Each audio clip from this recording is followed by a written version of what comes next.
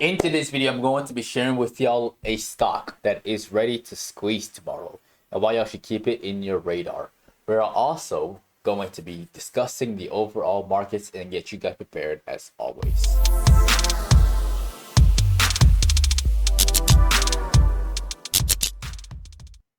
Alright, y'all, let's dive into the charts right off the bat. We got the NASDAQ futures once again. All right, and today we had the FOMC meeting. The Fed decided to leave the rates unchanged, and the market reacted to it in a very choppy fashion. All right, this is a whole lot of chop. It's not like it made a concrete decision to one side or another.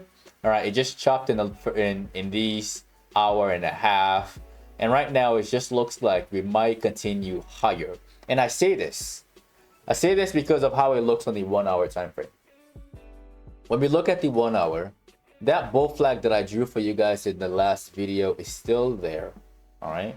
Now the next thing to look at is we're gonna stretch this thing out further like this, and you can see that there are a lot of buyers who stepped in are right on the line, right at 21,400.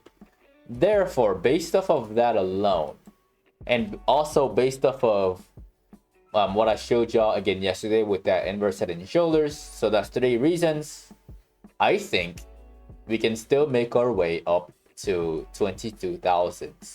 Now, it's a matter of how fast is it going to get up there.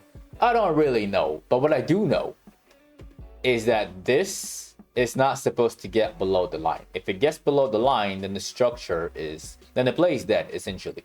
Like, the play is nullified, and you should change your perspective to the bearish side. All right, but for now, the Nasdaq hasn't given us a reason to be bearish yet. So again, price target 22,000. Now for the SPY looks like, yeah, it still looks like it wants to curl. This one is a bit slower. The Nasdaq is a bit easier to read. Yeah, so that's for the indices. Now let's discuss the stock for this video, the stock that is ready to squeeze tomorrow. That one is none other than Hood. Yeah, HOOD, Hood. Now I want to share Hood with y'all for one simple reason. One very simple, well, maybe two. Short sellers are terrified of this. That's number one. All right. And also today there was the ascending triangle that broke out, like right when the FOMC started to, right after the indices started to bounce after the FOMC meeting. So we have an ascending triangle right here, okay? And then we have massive volume. Y'all see that, right? A slow creep into the corner, and then we finally pop out at like 1 p.m.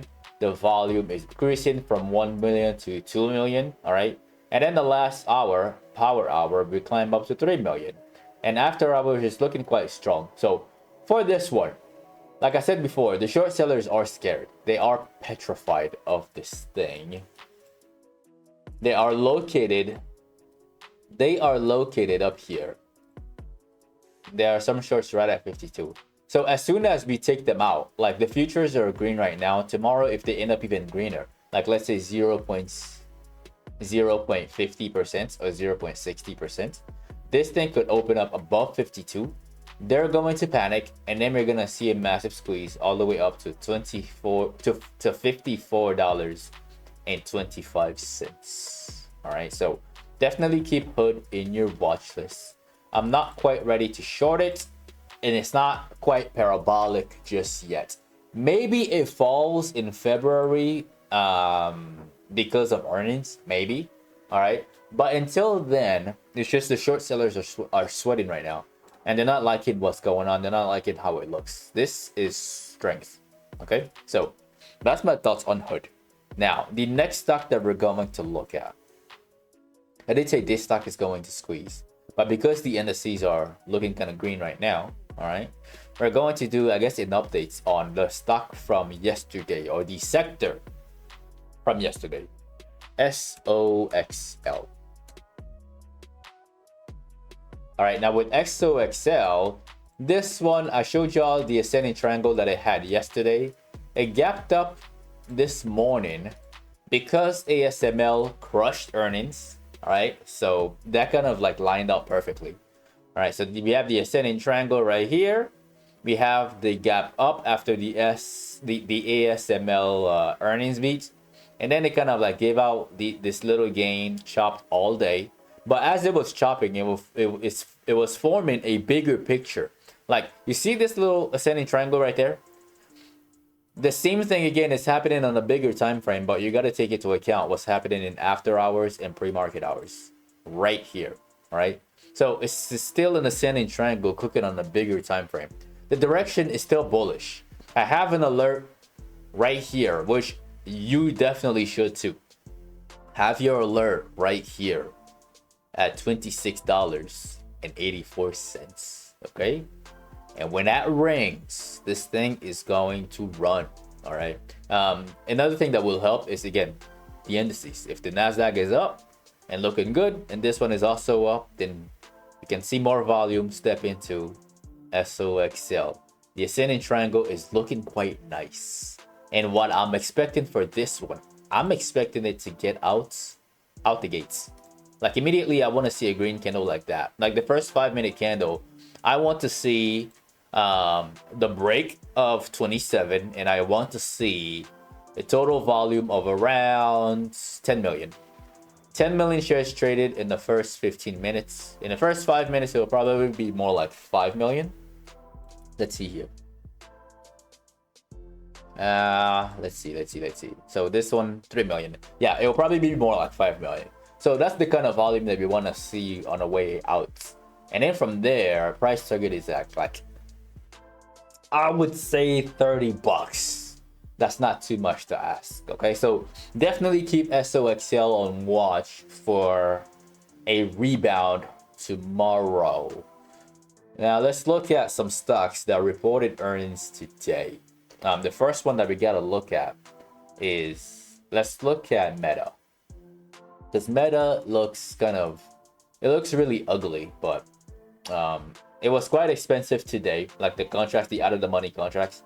When you see this thing, just know that both sides got annihilated. Anybody who gambled through earnings lost money. All right. There is a 66% chance of losing money. I tell you guys that all the time.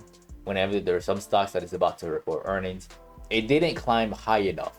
Like, calls would have made money if the stock spiked up to like $750. But because it stayed here, the calls are gonna get really, really cheap at the open. The puts are also gonna get slaughtered, right? So, which is gonna create opportunity for the rest of us who are not participating in this to potentially take a day trade on it, either to the long side or to the short side, depending on which structure it wants to give. All right, so this is definitely something to keep on watch. The candles are going to get bigger because that's what earnings does. It increases the volatility of the stock. All right, so that's one thing. The other one that reported earnings today, I was kind of disappointed in this one. I thought it would do a lot better than this. They reported earnings. I think they beat the EPS, the earnings per share. They beat that, but the stock tumbled because their cloud computing, it says it right there, their cloud computing business experienced slower growth. The revenue from that cloud computing didn't meet expectations, so the stock tumbled. It's unfortunate, but it's not gonna last forever. It's going to rebound. Watch this one also intraday. This one, it hasn't dropped enough for the puts to be up a lot. Like, the puts aren't even up.